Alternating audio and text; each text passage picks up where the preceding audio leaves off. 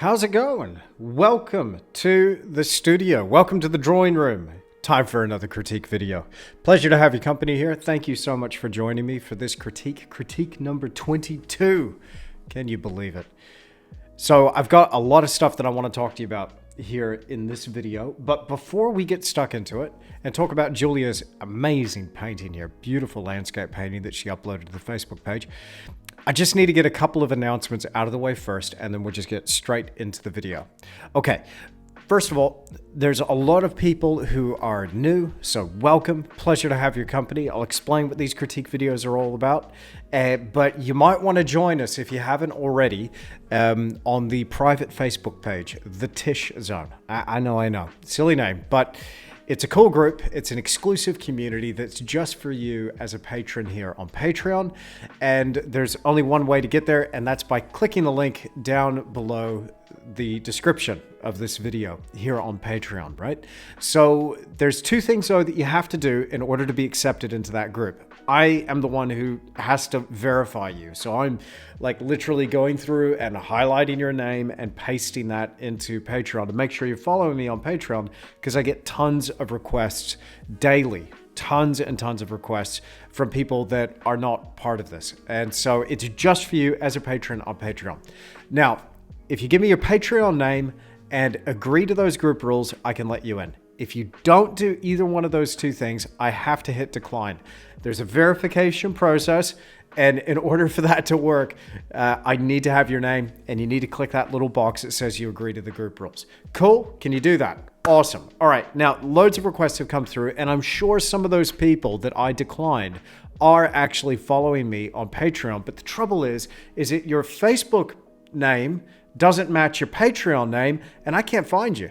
I just can't find you. So if you're like, hey, I request to join that group and I am following you here on Patreon, what gives? Sorry, nothing personal, but go ahead and sign up again, but give me the name that you're using here on Patreon, and then that way I can paste that into Facebook and I can find you. Cool. All right. I have to say this every time. I'm sorry for all my OGs who are here, who have heard this probably a dozen times already.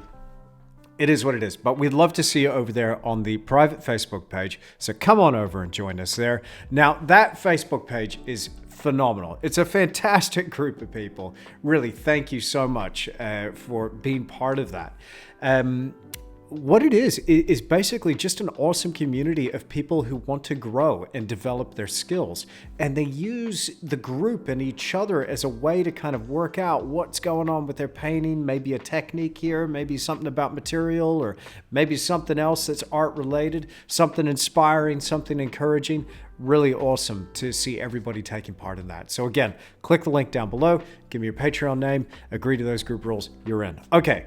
Then the next thing that I just want to announce really, really quickly is hats are about to drop this week. All right. I'm probably going to make the post today. I just need to double check that the link is ready. And I am launching these hats just for you here on Patreon first before I put them up on YouTube or anywhere else. Now, it's literally going to be first and best dressed, best capped. All right. And there's an extremely limited number of these caps. Look, I'll get them. They're just behind me. I'll show you. Now, don't tell me they're silly. I know they're silly. They're meant to be silly. I got the Do You Even Tish Bro hat. I got the Landscape Champ, right? The Mount Pembroke, the New Zealand Mountainy Landscape Champ. I am currently sporting the Monument Valley Landscape Champ, if you please. And then we got Keeping It Real with Cobalt Teal. And these hats, I mean, I wanted... There you go. There's the one I'm wearing right now. Isn't that cool? I just think it's so cool. When you see the picture on the website, the picture's okay. I think it shows it pretty well. But what I wanted a good quality trucker hat, right? I wear these hats all the time. I live in these hats. I would sleep in these hats, but that just gets a bit weird. But I wanted a good quality trucker hat, and I found them. These are the U-Flex trucker caps. These mesh back caps, snap back as well, adjustable, and they even got the official little sticker on there, right? It's a good quality hat. It's not just some cheap crap. It's a really good quality hat. And then that right there, that patch that's on the front there, Each one of these was embroidered here in New Zealand with a company that we know and deal with. And they were actually sewed on there and attached after they were heat pressed. There were a little bit of hand stitching there. My mother-in-law, Rose. Shout out to Rose. Thank you very much. Love you, Mom. Awesome. So they're going to be ready to go, and they're about to drop hopefully today, but if not this week. I got to check the website and make sure that's all good to go. So keep your eye out for that post. I'll make a post on the Facebook page and on the Patreon page, and there's only going to be 25 of each of those hats. Yes, you heard me right. 25 of each, and that's it. And once they're gone, and I'll be doing some new designs. Maybe. Pretty sure I will be. It was fun. We'll see how this goes. But 25 of each. And so if you want one of those, then get in there. I personally, I don't think anybody's going to buy this one, but this is my favorite. Do you even Tish, bro? This is just so... No one's going to buy that. I wear it. It's cool. It's silly. It's meant to be fun. It's meant to be fun. Meant to make you smile. And other people go, what have you got on your head? Anyway. Okay. Let's get stuck into this critique. Now, there's going to be a little bit of repetition here, and I hope that's okay, because again, we've got some new people here, and again, welcome. It's such a pleasure and a real honor to have you here. Thank you for being part of this. So let me explain a little bit about how the critique works and what this is all about. And what I hope this will do is give you a framework to be able to propel yourself, through any creative struggle that you have and find these solutions by just opening up a more constructive dialogue within. So I do this with other people. The group is doing it with people on the Facebook page, but this is hopefully something that's going to allow you to structure those thoughts so that you can find those solutions to any predicament that you might face at the easel. Also, some things that are going to help you become aware of things that maybe you're not considering. Okay, so we'll start off by just, and we're going to have a chat about this beautiful painting. And I also do want to talk to you about some old masters. I've got some amazing old master paintings to show you in this video, and I'll give you those names as well. And I found a new resource that I actually like a lot better than some of the recent websites that I'd been talking about and promoting. But found something else where you can find some really high-res paintings. We'll get into that in a second. Whenever I'm facing something in the studio and coming across something like a roadblock creatively, there's 3 questions that I ask myself to kind of get past that and see this in a fresh way. And again, I know I'm repeating this, but we got a lot of new folks here, okay? So for the newbies, those 3 questions are: what's working, what's not working, and what if? Now, I am going to throw some new stuff your way that maybe you haven't heard me talk about yet for all my OGs here, but we're going to be talking also about the 4 major considerations of any representational 2-dimensional painting, any representational artwork that is dealing with the 2 dimensions, and what our goal is, right? What have we got? We've got line, tone, color, and I'm adding to that edge. Line, tone, color, edge. Those considerations, right? You're writing these down? Okay. And then what is your line, tone, color, and edge supposed to communicate? What are you going for by considering each one of those? Well, you're trying to create a sense of form. You're trying to create a sense of depth. You're trying to create a sense of light. And then hopefully that little extra, something a little bit extra there, that intangible quality, hopefully a sense of narrative too. So you've got line, tone, color, edge, and you're going for a sense of form, depth, light, and narrative. Okay? So whenever I'm thinking about this and I'm looking at somebody else's painting, I just start listing them. I just start going through this list. Now, again, you might be going, well, Andrew, who the heck are you? Well, I'm nobody. I'm just Tish, okay? You should really take what I'm saying here with a grain of salt. I'm going to be throwing a bunch of stuff out here. You're not going to agree with everything, and that's cool. But there are going to be some things here that you might agree with that you can apply to your own painting. Now, I want to get this out of the way because, again, for the newbies, some people here might be going, Andrew, that is so harsh. How could you say that about somebody else's painting? I can't believe that. This is not meant to be harsh. it's meant to be honest, because I'm trying to help other people grow artistically and give you everything that I've got to give you. All right. I really am passionate about that, and I really want to help. Sometimes I see things that maybe other people don't see, but you're going to see a bunch of stuff that I'm not seeing, right? We're all unique in this way. I think, the Lord made us in a whole bunch of different ways, because we're not all meant to be the same, right? And we're all going to see things slightly differently. And that's just the beauty of it. So I might see some things here, and I might throw out some suggestions that will help you push this through and grow a little bit. And you're going to see, as I'm critiquing this painting, oh, I saw that thing in Julia's painting. I did that in my painting. I'm going to go fix it on mine. Okay. And it's not to say as well, again, it's not to say anybody's wrong here. Okay. There is no right and wrong here in terms of this. There's just what are you going for? Here's the consequences of doing this particular thing within a painting. Here's some alternatives. Okay. And then you get to do and pick and choose what you like. All right, cool. I hope that makes sense. Anyway, I just wanted to get that out of the way, because again, lots of new people, and this is cool. Isn't this cool? This is really cool. All right, now I'm going to go through in that order. What's working, what's not working, and what if, and we'll talk about those things. And we're going to also cover line, tone, color, edge, going for form, depth, light, and narrative. Cool. All right. Excellent. Now let's kick things off here. Before I lose this, because I have had the tendency, and oh, here's the other thing for my newbies. Okay, Andrew, what's with the digital? I thought this was painting. I came here to talk about painting. Why are you on a computer, guy? Well, I don't have access to your painting in real life, obviously, and we're spread all over the world. Isn't this cool? So what I've got to do here is basically draw over the top digitally, and I find that I can communicate to you ideas really quickly by working digitally right over the top of your paintings.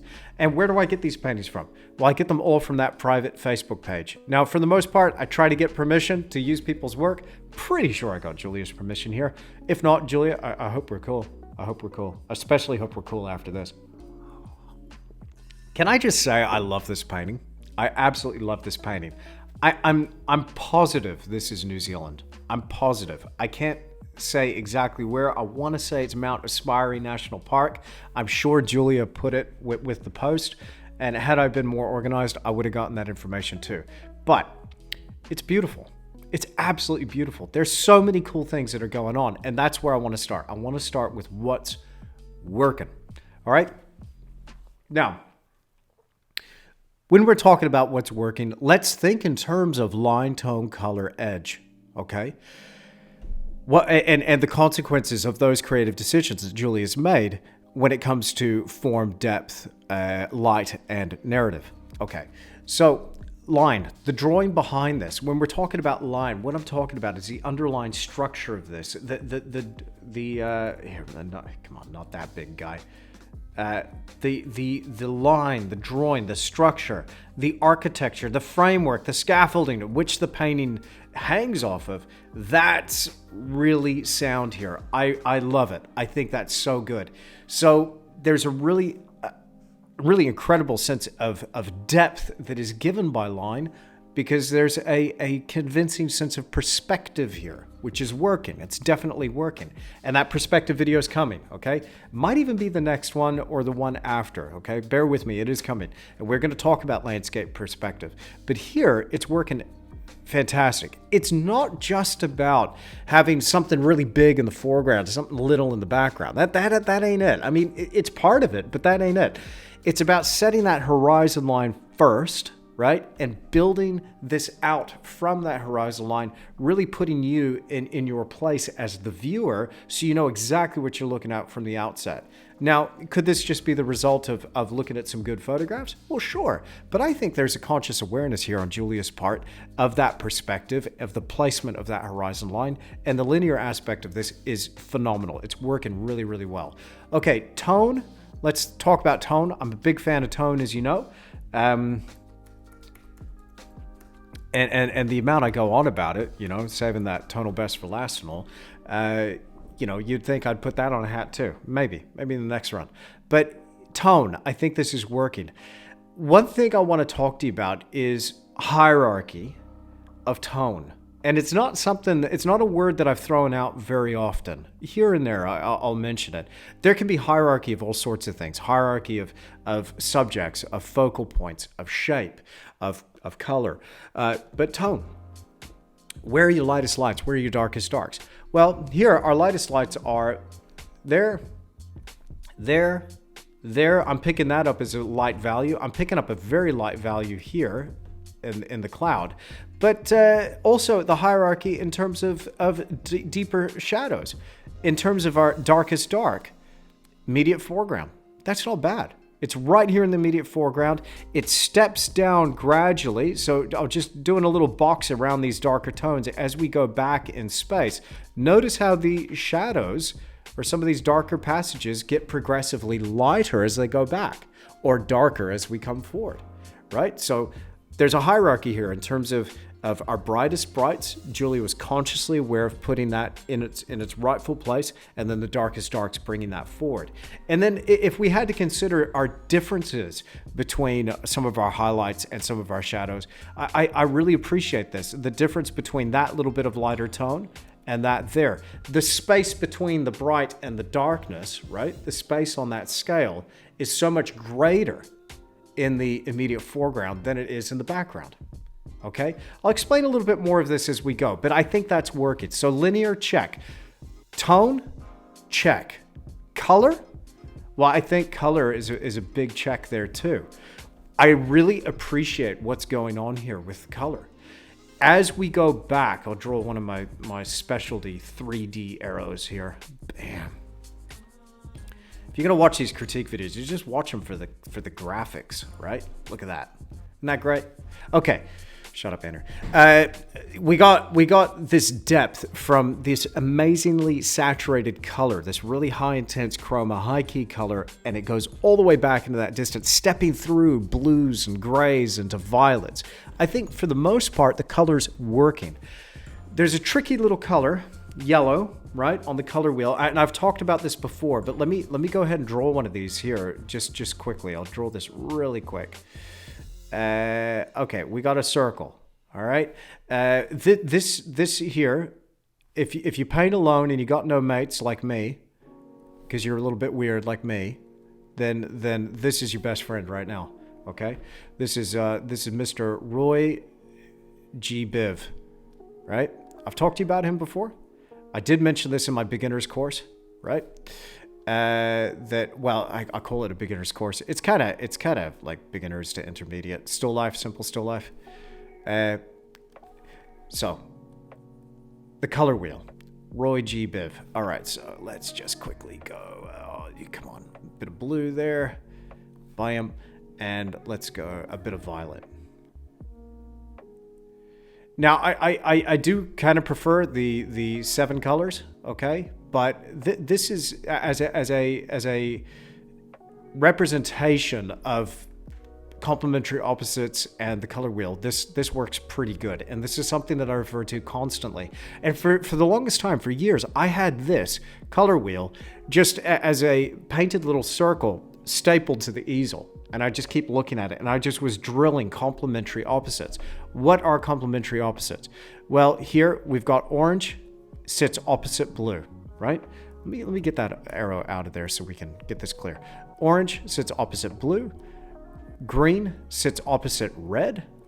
Yellow sits opposite violet.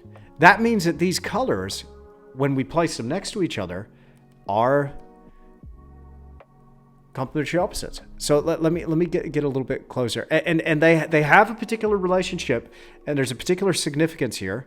But this is also going to do something for our depth, okay? So we'll have a little bit of chat about this first, and then we'll talk about depth. Now, there we go. Yellow, violet, green, red, orange, blue. Okay, remember that. Very important. Now, what's happening here in terms of depth? And I have spoken about this before, but again, if you're new here, let's just have a little bit of a refresher. Well, it just so happens that these colors here, right here in this section of color wheel, your reds, oranges, and yellows, right? They don't travel well over a vast distance. They just don't. They get knocked out by atmospheric particles. The light, if you were looking at the wavelength of light, because everything on the electromagnetic spectrum, right? I've heard some people say this, and I said this in the past, and it's wrong, right? But within the visible light spectrum, every color is moving or vibrating at a slightly different wavelength, right? So here we've got red is doing this. Okay, orange, where are we? Orange is doing this. So a little bit more of wavelength. Yellow's doing this, right? Green's doing this. Blue's doing this. And violet's doing this, right?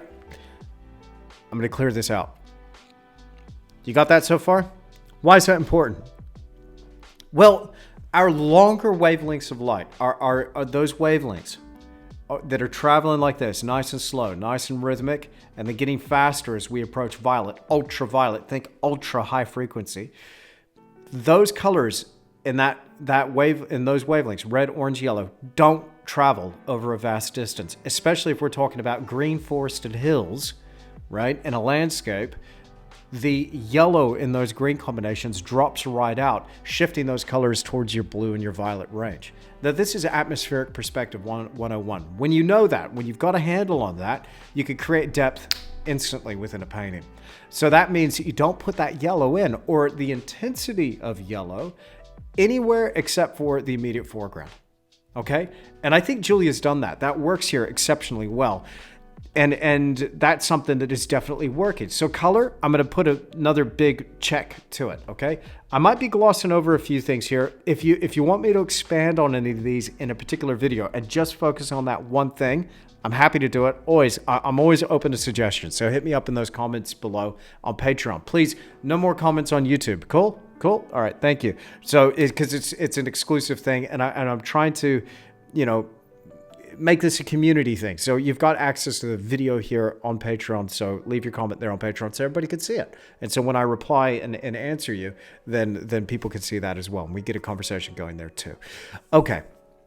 Now, edge. Now, we'll have a little bit of a chat about edge, but essentially when it comes to the old master paintings.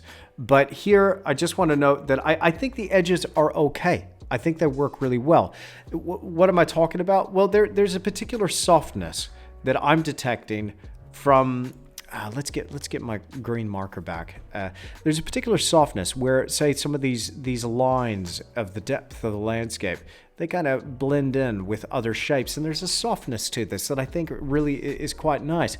Sometimes you can get a really harsh edge here, and personally, I kind of veer away from that. But I think Julia's kept it together. Everything's well defined, but there's a softness to it. Now, here in the foreground, maybe it could use a little bit more sharpness, but overall, I think the edge is working well. But again, when we're considering edge, we're starting to get pretty fiddly, and maybe it's not as important as line, tone, and color. Okay, but anyway, I digress. Let's talk about what's not working, but before we do, not just yet. Let's just talk about, with what's working in thinking about the line, tone, and color, and yes, edge. Has Julia achieved the form, the depth, the oh, come on, Andrew, come on, that coffee hasn't hit me yet. What we're doing? Come on, you playing the home game here. What are we going for? We're going for form, depth, light, and narrative. Aha. Okay. Has she achieved form? Absolutely. I can feel the form of those mountains. I can feel the form of the foreground as it comes forward towards the viewer. I can feel the form in those trees. Absolutely. Depth, yes, absolutely achieved that. Sense of light, for sure. I think it's very clear where the light's coming from and where it's going. However, I do want to address that in the what's not working section. So we're going to touch on that a little bit. But I think for the most part, it works. It works. Okay, and then a narrative. Now, when I'm talking about narrative, sometimes narrative can be as simple as a place to start, and a place to go. That's it. A place to start and a place to go, and you've got yourself a story. What's the story here? Well, you're down here on the flats. and you're going towards a mountain, or you're coming away from the mountain. It's really up to the viewer, but you've provided, when you paint a picture like this, you're providing a situation or a scenario in which your viewer can immediately put themselves within this context, and they can move and travel into the painting. It's almost like a choose your own adventure. But for me, the sense of narrative here is strong, very, very strong. So, and I enjoy this about a painting. I don't want somebody to really spell it out. I want to just be in that landscape, and I'll decide what the story is. But the narrative is something that it's just a place to start and a place to go. This works really well. One of the things that helps it, though, is we got a vehicle here with this stream, right? And then the waterfall. We've got a path that opens its way up. Nice open foreground, but we got a path to travel into this painting. I think this is great work. This is great work. So it touches on all those points. Now we're going to get into the real nitty gritty here, and we're going to get a little bit fiddly. We're going to talk about what's not working. Okay, very few things, but we're going to get stuck into it. Okay, now I'm really splitting hairs here. I know that, but let's have a bit of a chat about it. Now, I personally believe that we can always find something in anything to improve upon. And that's the purpose of this question here, what's not working? And again, just going back to those three questions, just in general, this is what I'm telling myself when I'm at the easel, of going, okay, Andrew, there's something here. Some things are working. It's not all terrible. Some things aren't working. What if I change this and that? So what's working? So start off nice and positive.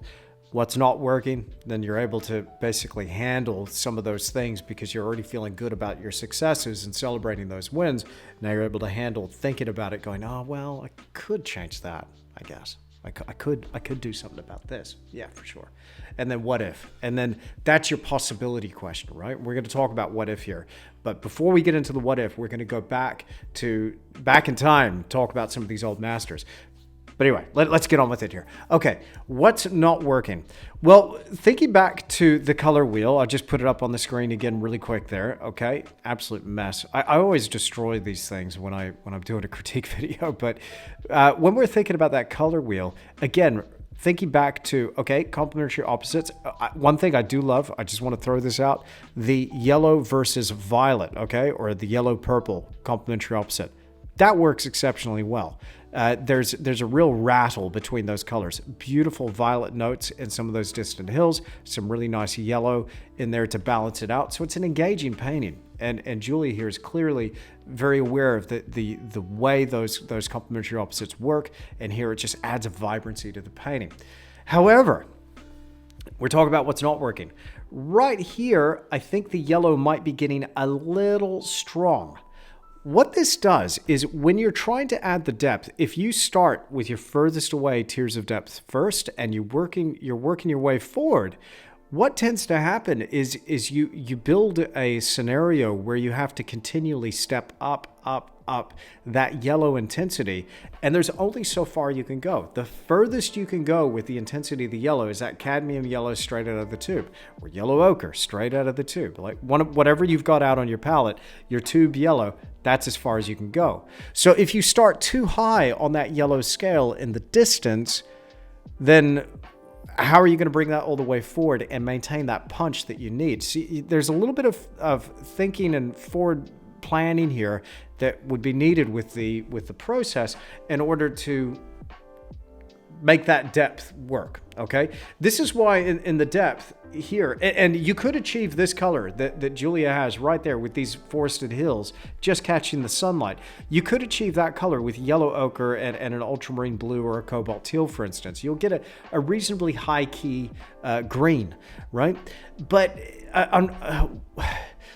what tends to happen is if you go for too much intensity, right, and don't knock that back by using some of those muted colors in your mixes, it's just immediately the depth is gone. So those greens, those yellows start to travel so much further forward than their intended placement within that tier of depth, within that position in the landscape. I hope I'm making sense here. Anyway, the point is that when mixing greens and when handling yellows, you've got to be so careful with it in those real distant passages. Here's another one right here.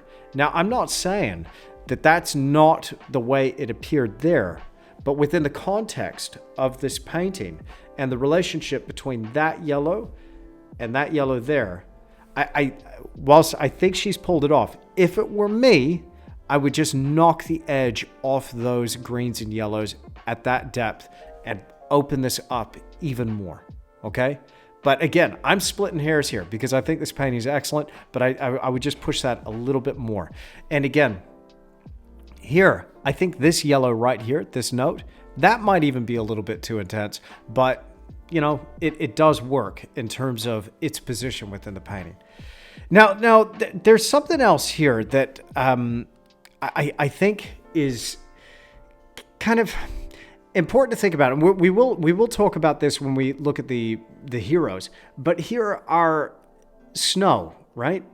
I think that this is so far from a pure white. What I'd love to see in this painting somewhere is a really intense, the brightest punch of white. I think this could really use just a little hint of pure white to just go bam! And then you've really set in place your hierarchy of tonal values from your darkest dark to your lightest light using the full range. See, one of the things I like to think about with my work, and I'm thinking about this all the time, and it's something I notice about the old masters, is full range of tones. Full range of tones. Use every tone that you've got access to and plan your painting around using that full range. Ask yourself, do I have an opportunity? Not every painting is going to give you this opportunity, granted. You know, if you're painting a delicate, misty scene or maybe a nocturne, maybe you don't have the space within your painting and maybe it doesn't suit the theme to use this. But for the most part, I do try to find an opportunity to go for the brightest bright I can muster, which is pure titanium white out of the tube, and the darkest dark, which is a mixed black, maybe a combination of turquoise, phthalo, and permanent crimson, or phthalo green, quinacridone magenta, burnt umber, for instance, to mix a really dark black. Those are the two ends of the spectrum. I try to use everything from one end to the other and plan that out. So what I would have loved to have seen here is just a bit of bright light. Maybe something's coming in, bouncing off a little bit of snow, and you just get just a little pop of color. Maybe a couple of notes of sparkly water down there. That could have been nice as well, but a full range. I'm getting into the what if. We don't want to get into what if just yet. But that's one of the things that I'd be thinking about in terms of tone. So we got something there with color. We got something there with tone. Line, pretty good, except for one little thing. Again, I'm being super harsh and niggly here. I mean, this painting's great. You don't need to do anything to it. In fact, Julia's probably thinking right now, I didn't want to do anything to it. You just took it off the Facebook page and now you're tearing it to pieces. I'm sorry. I hope we're still friends. I really do. I think it's wonderful. But again, here, when it comes to line, you're going to hear some barking in the background, by the way. Sorry about that. It's my little pooch, Alfie. Is always find something to save us from. You got a little dog, you know what I mean. Here, there's a little bit of ambiguity. This appears to be water to me, but this here appears to be water too? Like maybe there's rapids? Like some sort of white water? Or am I looking at a bank of stone and rock and the water's over here? So anything that's ambiguous in terms of what it is, I think is a consideration of line, the underlying drawing, and also the way you handle the brushwork and all that sort of thing. So I if it were me, I'd try and work out, okay, what's going on there? Is the water, you know, it's definitely flowing towards us. I get that. But what's going on with the reflection with the water over here? This lip right here, there seems to be a lip or a shelf within the painting. So I might want to address that when it comes time to do a draw over here or a paint over. Apart from that, I think I might leave it there, except for one last little thing. And this is something that I see, and I tried to find examples of this with old masters paintings, but it was hard to find some examples of this. But over here, anytime we got something sitting on the edge, right? So right here we got this tree right here on the edge, and it just forms this block right here, very heavy element. What tends to happen is your eye travels over here. It feels weighted and anchored. Now, sometimes if you're looking at the picture here and you got Edgar Payne's composition of outdoor painting or anything by Ted Kautsky, this is called the L-shaped composition. L-shaped composition, right? Where you've got it framed across the bottom and you got it framed to one side. Now, is Julia going for that here? Well, maybe. There is a particular way to pull it off. It means you've got to balance it. If ever you've got the... Oh, come on, Andrew. Let me just try and draw a rectangle here. Here we go. There we go. Can't draw a straight line to save myself. All right. Whenever you've got the L shape here, and you've got it weighted down, say bottom right or bottom left, it's got to be balanced with a thing or a something rather at the other end, right? You might have seen this before. I'm going to draw another little picture here. You may have seen this before. I'm going to zoom in. I'm just getting a bit of canvas here to draw on. All right. This is chaos, isn't it? Sorry, Julia. You may have seen this. The little scale. You got something heavy at one end. You balance it way over there with something little. Have you ever seen that before when it comes to composition? Asymmetrical balance? Well, this kind of relates in terms of our L-shaped composition. We got to balance it with something else. How do we balance it here with this situation or this scenario? Well, one thing that could balance out that tree is maybe a little bright section here that became a real dominant focal point and became louder, heavier visually than that tree. Okay, that would be something that I would consider. If it were me, there's one of two ways to go with this tree over here on the right hand side. Either bring it in to the painting so that you can actually see it and appreciate it and see all the way around it, both sides, right? Or get rid of it. It's either in or it's out. You're in or you're out. There's no halfway. There's no sitting on the fence. There's no sitting on the edge, right? Compositionally, this works as a general rule of thumb. Again, it's an aesthetic choice. It's something that I gravitate towards. I've seen old masters do the L-shaped composition, but again, it's balanced with something else. And potentially they could have a tree sitting on the edge, but there might be another tree that's just up here where they could see around it. Now, I'd be reluctant to do that with this painting. You could, but I don't know. I don't know. It's an iffy one. But if you were going to do another tree, you might just have this tree just sneaking into the composition. It'd still be awfully heavy. You would have to balance it out with another tree somewhere else. And as I said, I'd be reluctant to do that with this painting. My feeling would be just let's get a little bit of breathing space and just push it out of there. And see what that works. You could go either way with it. But on the edge, I'd bring it in or get rid of it. Just what I'm thinking. Anyway, let's play the what if game. But before we do, let me have a chat to you right now about some old master paintings. I found some cool ones that I want to share with you here. Okay, I have talked to you about this before in the past, and I have brought this into one of the videos, but I love it. And I found such a high-res image of this. It's just a great opportunity to explore Albert Bierstadt. Now, this is 19th century landscape painting at its finest.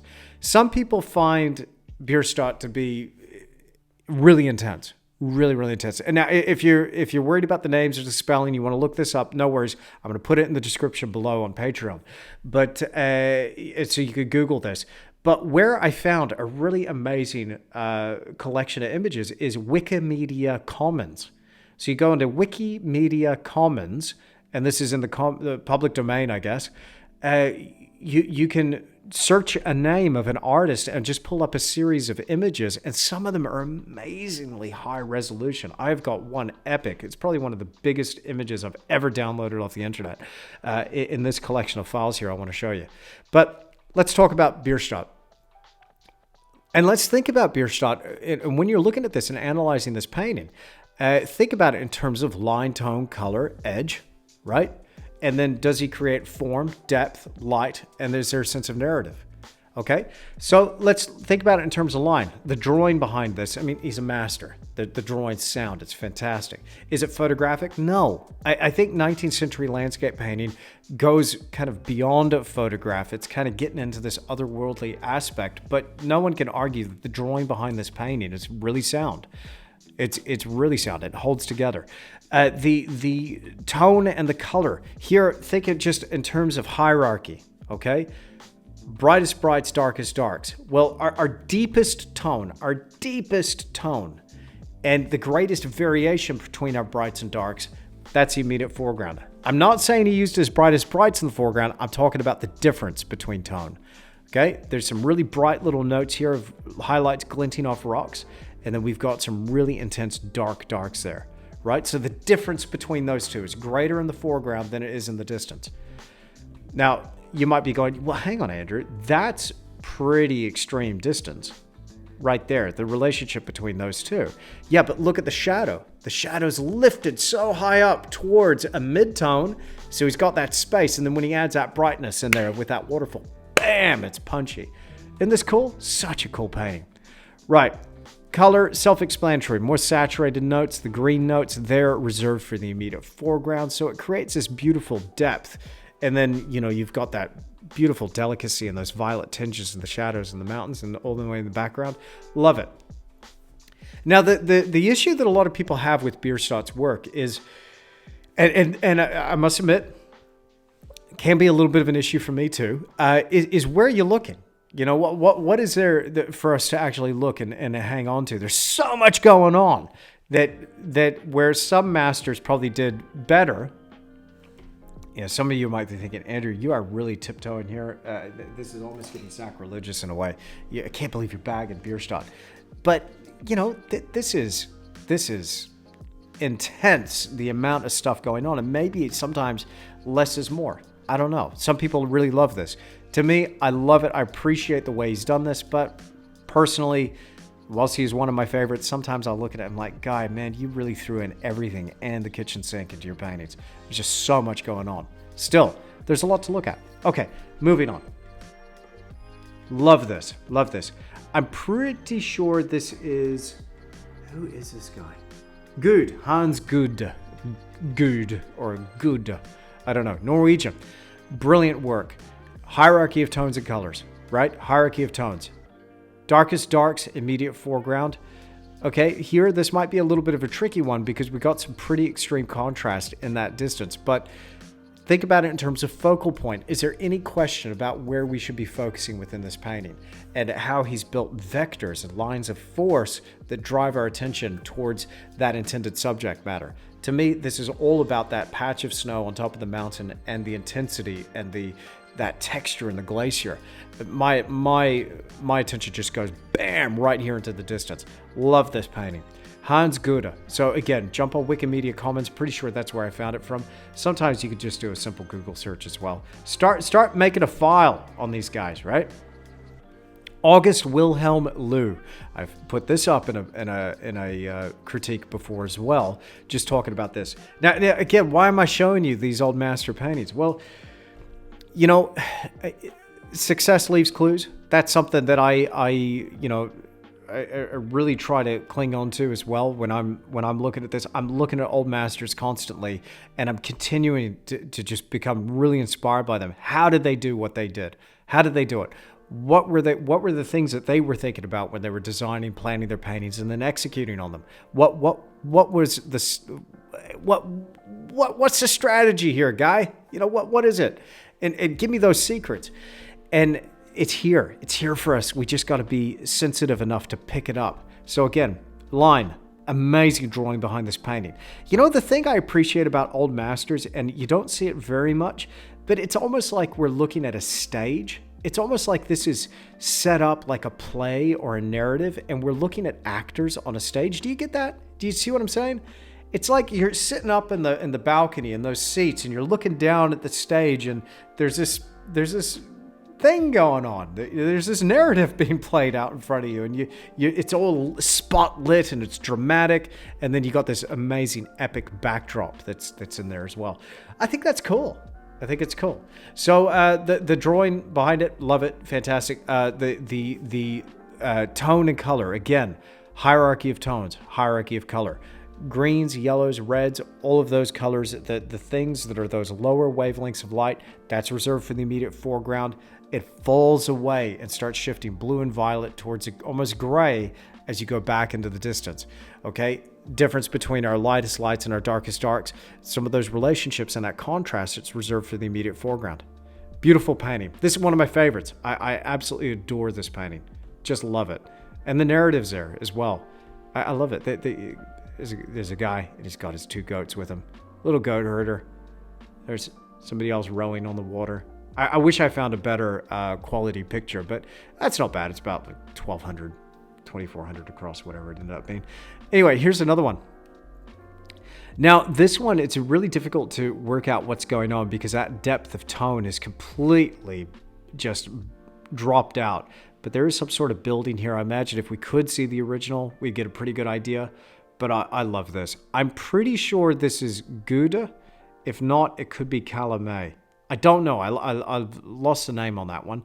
But did I save it here? No, it's Lou. Beg your pardon. August Wilhelm Lou again. Love this. Anyway, we'll go through. I won't pick apart each and every one, but these are some of the ones that I was looking at in relation to Julia's painting. And we're going to do a paint over here shortly and talk about some of the what ifs. But these are some of the things that I was looking at here. When we're talking about that water, let's go back to this painting here. Okay, I got you. There we go. When we go back to this one here, looking at that water, okay, and thinking about, okay, where it's definitely coming towards us. We got some reflective stuff. We got some moving stuff, right? How can we communicate that with absolute clarity so the viewer knows exactly what's going on? That might need a little bit of refinement. And when I'm thinking about it, and man, I've had some struggles recently. I'm struggling chewing on that waterfall painting. There's some technical stuff that's come up that I'll talk to you about when I share the next installment. But you know, I run into this all the time. So what I do is I go back and go, how did you do it? And this has been particularly helpful with waterfall stuff, looking at how the old masters handled waterfalls.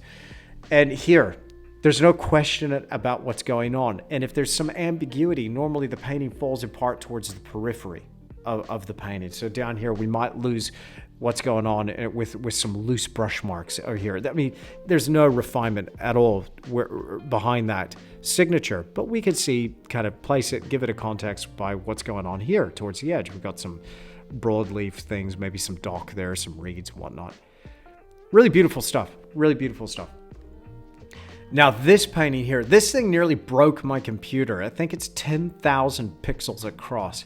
And it's not related at all, except for one aspect the reason that I downloaded it and wanted to talk to you about it here is specific relation to this painting. Hierarchy of tones, right? The brightest bright. Sometimes that cloud, I mean, if it's about the light, you want that light exploding out of the sky. You got to reserve a place for that brightest bright, the pure white. And here we really get a sense of how this artist laid down their paint in terms of brushwork. And look at the different colors going on.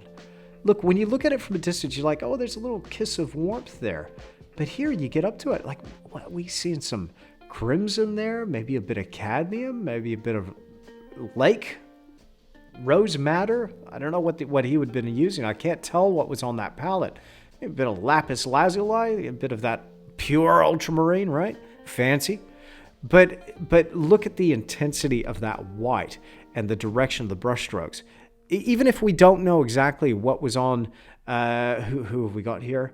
Good, again, Hans Good. Even if we don't know exactly what was on Hans Good's palette, we could definitely adhere to the strategy here of that brightest bright, that pure white. Okay, I love this painting. So see if you can find this. I'm pretty sure I found this on Wikimedia Commons. If you want to take up all of your hard drive space, download this picture and check it out. Love this. But here you just really get a sense of how he put this painting together, and a sense as well of deterioration. That looks like an impact point. That looks like something poked it from behind, because it's cracking and coming apart in other places. Not bad, not bad. But here, this is different. Sort of stress fracturing. You want to see how old paintings deteriorate as well. Sometimes this is really interesting to look at some of these old masters. This looks like it could be warping or shrinkage, or maybe at one point it was rolled. But this painting is held up really well. I'm sure it's been restored, of course. Look at that. Even the seagull's so well done. Isn't that cool? I love the looseness and the freshness of the brushwork down here on the water. Look how free. I mean, he just went for it. But then you zoom out. Gosh, it's got great feeling. Look at that boat and the rigging. Amazing. Yeah, the old masters really had a way, and I think Good was a master. It had a way of balancing the painterly and the fine, fine details. So something else I want to throw at you. I don't know why I downloaded this. Besides, I was out in the kayak the other day, and it totally, where I live looks just like this, except the mountains might not be quite as big. We don't get snow on them, but maybe once a year where I am now. But this is pretty much exactly what it looks like out on the water. It's so cool. Anyway, by the by, I know what you're thinking. Must be nice, but it's fun. I'm going to share with you some more stuff, maybe some plein air stuff, and some exclusive stuff from this area that I'm not going to be putting anywhere else online. Just for you here on Patreon. But have a look at this. Have a look at some of these old master paintings. And here is a study. And again, who have we got here? Good, again. Okay, maybe a wee bit of an obsession with Good, but hey, come on. Look at this. You could see how the guy laid down his paint. That's really cool. It's just a little study, but I appreciate so much about this little study. And I'm taking this straight to the studio. When I get done with this video, I'm going to be putting in some of this type of brushwork. I just think that's so cool. It's painterly, but at the same time, it's just so detailed, almost hyper-realistic. All right, we'll go through a few more of these really quickly. I love the sense of atmosphere and feeling that we get with these tiers of depth that go back into space, and the softness between these layers. I think this is really great. So here's another one. Good again, another good. Anyone that's not good? No, I'm pretty sure they're all good at this point. Okay, it's all good.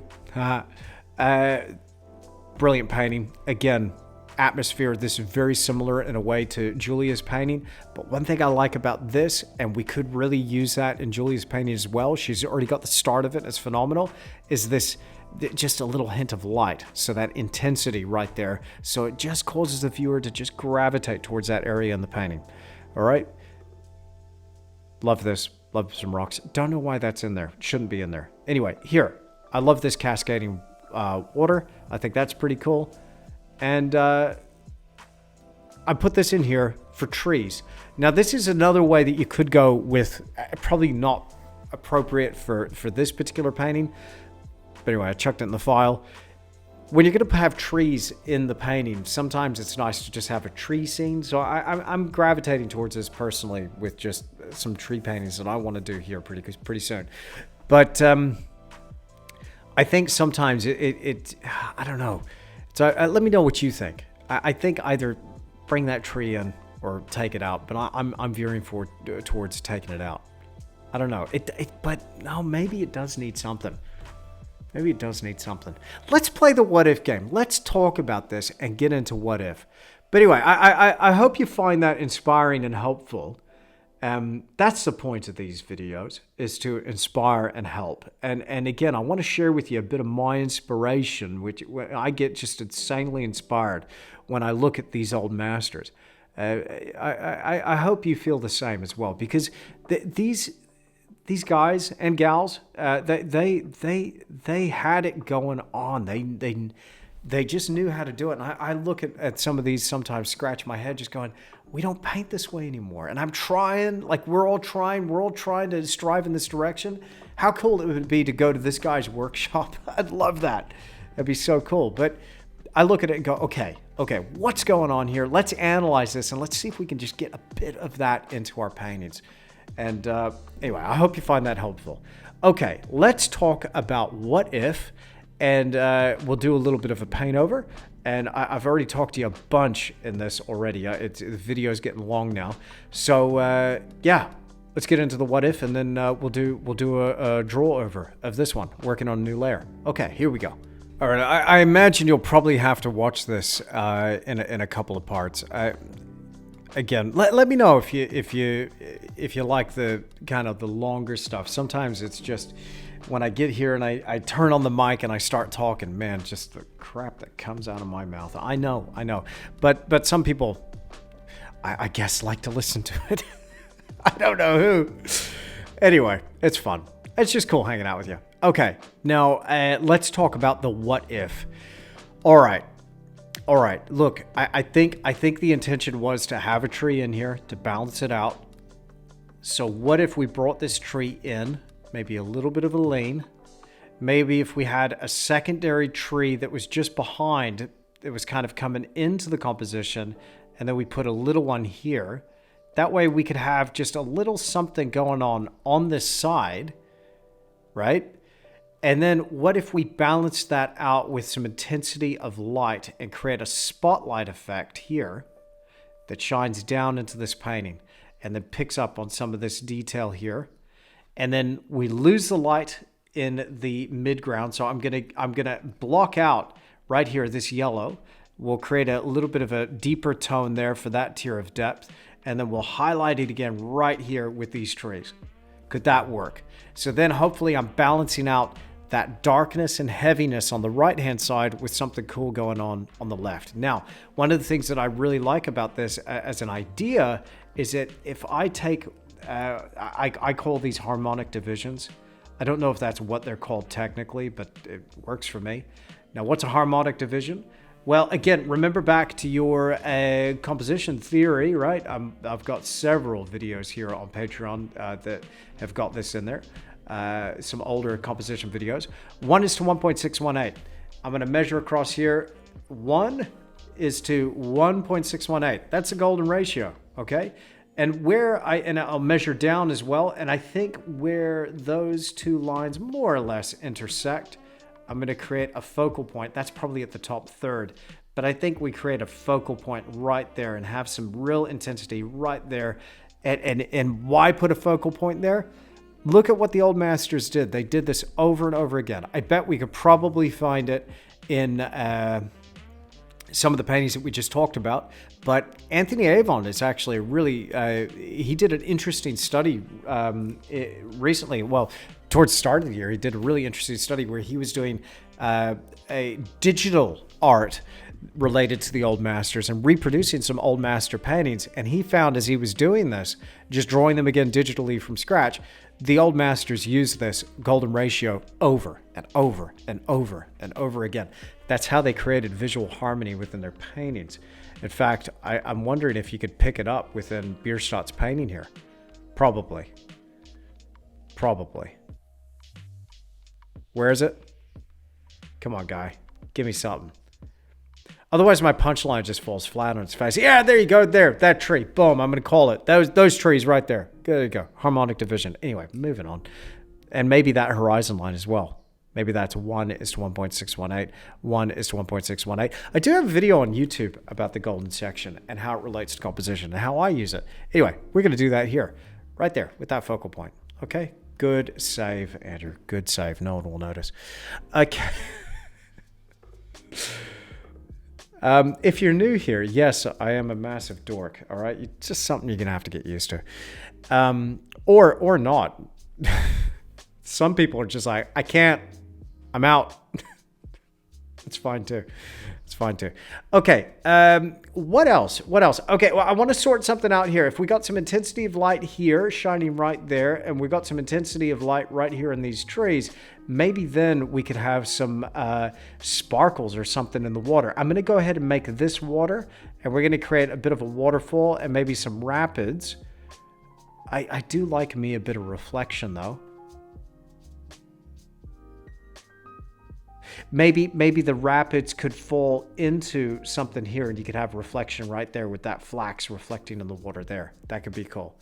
All right, just a quick paint over. I don't expect this will be a really in-depth one like some of my past critique videos, but I just want to demonstrate just a couple of shifts and changes here in this composition, just briefly to just communicate a bit of that idea, and we'll see if this works. Okay, so while I'm making these changes, and I'm going to just do it in one pass here, we'll do a bit of a time lapse here, play a little bit of background music, all right? So sit back, chill, get a cup of coffee, and watch this, and maybe this will be about 3 or 4, maybe 5 minutes long, and then we'll come back at the end and wrap this up. Okay, here we go.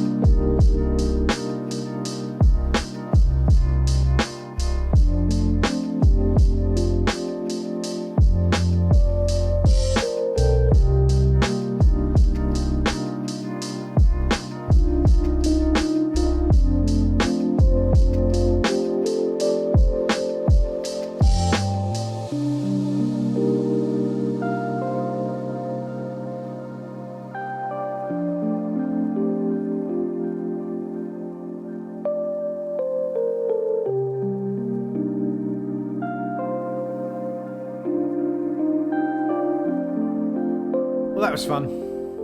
Enjoyed that very much.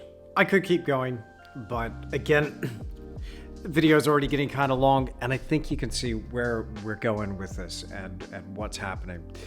And I don't know. I think the days of these elaborate paint overs, I think that might be done for now anyway. And the reason why is that I don't know if it's necessary to the conversation. And it does take me a long time to draw digitally. It's not really a shortcut or a fast workaround when you really want to go all in and produce detail. But here, this is a way, and you know, I will say this about digital. You can use it as a way to change your compositions on the fly. Like if you've got an iPad and you've got Procreate, like I know several people here have that. You can take a photo with your iPad and then import that into the program and literally draw over your painting. So if you're really struggling with something in the studio, it's a great tool. You don't think Caravaggio would use that if he could? right? Or Rembrandt or Vermeer or heck, Bierstadt or Hans Gude that we were talking about earlier. I think that, you know, part of living in today's world is embracing some of these technologies that are available to us as artists. So, I don't know, just my opinion. Always keen to hear your thoughts as well.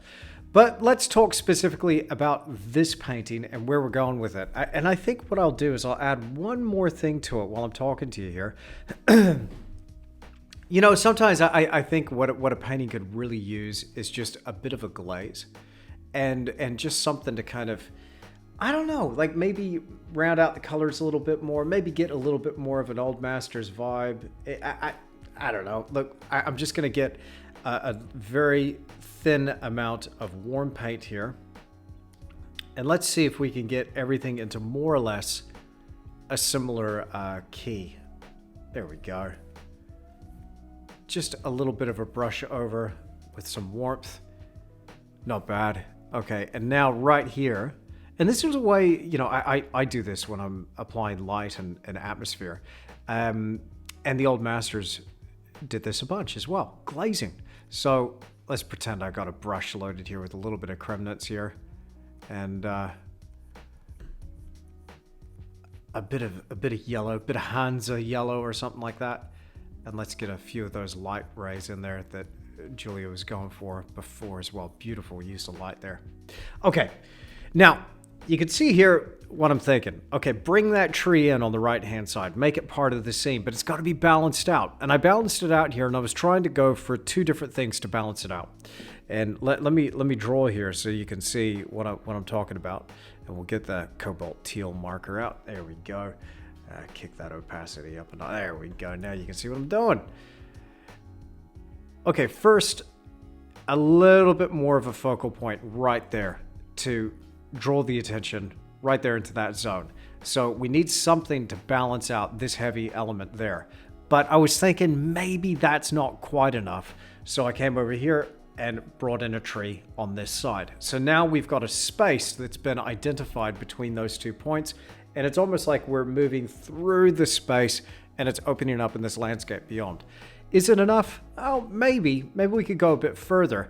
But one thing to stop that tree looking so stark over here on the right-hand side was to bring this one in behind it. So a little bit more. So now it's an indication of more going on. It's not just a tree. Bang, right there. There's a forest. There's something to kind of soften it just a little bit. Lead the eye in a little bit more. Now, one thing that I could do, and you might be thinking, hey, Andrew, you're breaking your own rule. What's going on? Exiting vector. We've got a vector that goes bam right off the edge, and it meets that edge at a very harsh line. So one thing that I could do is maybe see if this works. Come in up here and just break it just a touch. So maybe we have just a little bit of foliage that's coming down. We don't need too much. Just a little bit of foliage coming down into the scene just to break that up as it exits the yeah, that works, exits the edge. It doesn't have to be much, but here. Now, why do I do that? Again, if you're new here, if you haven't heard me talk about exiting vectors, well, vectors are just lines of force and lines of sight that the viewer follows. You know, we put these in here as artists to you know, make people kind of follow along this track in a way, and your eye, your attention follows these tracks, follows these lines. Now, wherever you have a convergence of vectors and the edge of your canvas is a vector, wherever you have these convergence, basically your attention goes to that spot. So imagine this, if you've got like a line and it goes right to the edge and it meets it in a harsh way, then suddenly you've got your attention going to the edge of the painting. Why would you want that? Well, you've got to be conscious and aware of this. And if your painting is having that effect, there's all sorts of creative ways that you can break that. So there's one little solution there. A little bit of foliage. I know it's rough, but you get the idea. Squint and it almost looks, wow, realistic. But okay. What else? Sparkle. Let me just run one thing past you with sparkle, okay? Somebody was asking about this, about the sparkle. Now, we can't see the direct light source in this painting. It's way off the top of the canvas. But let's just say, for argument's sake, we know it's slightly behind these subjects. Everything's slightly backlit. But let's just say our light source was right here, okay? In order for this sparkle to work, we need to have that light source in front of us. Can't be behind us. It has to be in front of us over a body of water. And as long as we've got more or less enough width here in the body of water that is more or less directly underneath that light source, we'll have an opportunity for sparkle. And I think this water could really use that. And then this is what I'm talking about, creating that hierarchy of tonal values, really getting that extended in the immediate foreground. So we could have some really intense brights, even if it's just a little bit, just a little sparkle adjacent to some darker darks, and that will pull that foreground forward. Now you can play that up and you can go even further with it if you like, but that's just some things that I'm thinking about. Anyway, let's cast our mind back to the start. We started there. Beautiful painting. I'm sure you would agree that this is a phenomenal painting. Really commend your efforts here, Julia. I think it's lovely. I don't think you need to change it. I think it's perfectly sellable, and I'd be proud to put that in an exhibition for sure. And again, when I'm trying to find solutions and trying to find things to talk about, I'm just going for stuff that I do, for general stuff that I see other people do as well. This is not a right or wrong thing. It's just an opinion. But I'd love to hear yours. We've all got some view, and I think it's all valid. And it makes this interesting, and it keeps this conversation going. So we went from there to there. Julia, you've been tished.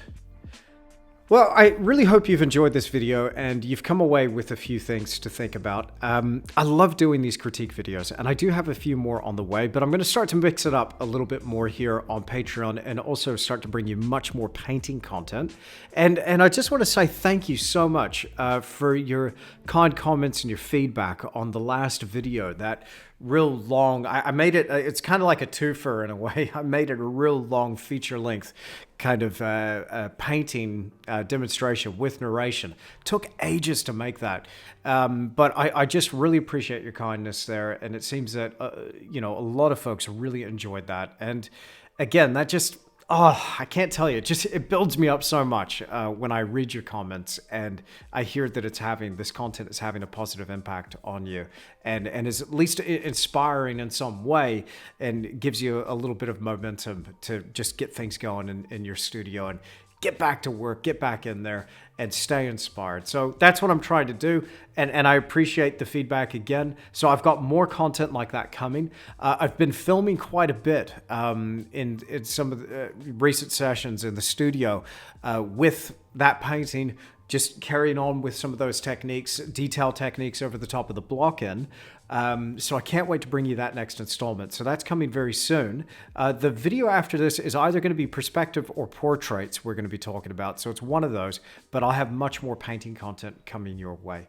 I just want to say thank you so much for being here. Thank you for your support. Again, join us on the Tish Zone Facebook page if you haven't already. Make sure you give me your Patreon name and or the email that you signed up to Patreon with, and agree to those group rules so you can be verified. And I really look forward to seeing you there. I can't think if there's anything else I have to announce. If you've ordered one of my DVDs for the recent Simple Still Life course, and you were wondering where's my order, they just now fixed the road. And well, kinda. The postman's still not driving on it. If you don't know what I'm talking about, I sent out a newsletter about this. The top of the South Island and other areas in New Zealand got hit by a massive storm that just came through. So the area that I live in, like that road was hanging on by a thread. It's now out in about 100 different places in the Sound that I live in. So we can't get in or out by car. And so there's only boat access. Just one slight catch. I don't got a boat. I got a kayak, but I don't have a boat. So we're here. We're here. But it's all right. We got plenty of food. We got plenty of water. Gosh, it's first nice day and lots of sun.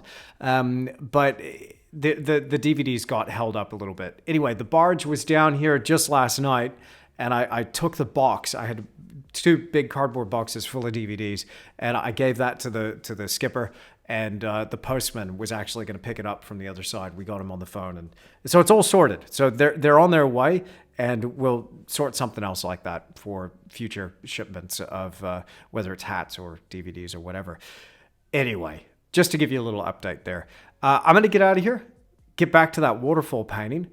This has been really fun. Again, thank you for being here. And I look forward to bringing you many more videos very, very soon. I think we're back on track now. Got over my recent bout of whatever the heck that was. I think it was just the flu, idiot's disease. Because again, I was just probably pushing it a little bit too hard, and then went for a massive kayak, and yeah, it just knocked me flat. But that's all behind us now, and so now I'm back on the Patreon videos. There is one more just quick thing. I don't want to make a big deal of this because it's not a huge deal per se. It's all good, but it's now we're just down to Rachel and me. Our third team member is no longer with us. So he's now moved on. That was Liam, who edits all my videos. So in terms of the future of what I'm doing here, I'm still keeping up with Patreon. Patreon's actually my my priority. And to continue to bring you this stuff. I was doing all the Patreon content anyway, so there's not going to be any changes there. It's just with the YouTube stuff, so I've got to figure out a way to get those edited and start producing that. So it looks like it's all on my shoulders again. So I'm going to be going back to just me editing, which is fine, but I was announcing a little while ago about adding the second tier, the like getting that Cobalt class back on Patreon. I'm not going to do that right now, not for the foreseeable future. It's just because of the time constraints now of the pressure that's on me to just maintain and keep doing what I'm doing. I don't want you to miss out here as a patron on Patreon. I want to continue to bring you a weekly video and maybe a couple of extras through the week as well. But this is the main thing. So if you're here and you're watching this right now, hey, this is where it's at. All right? Okay, I'm going to get out of here for real. All right, thanks so much for hanging out. Thank you for stopping by, and I will see you again in the next video. So long.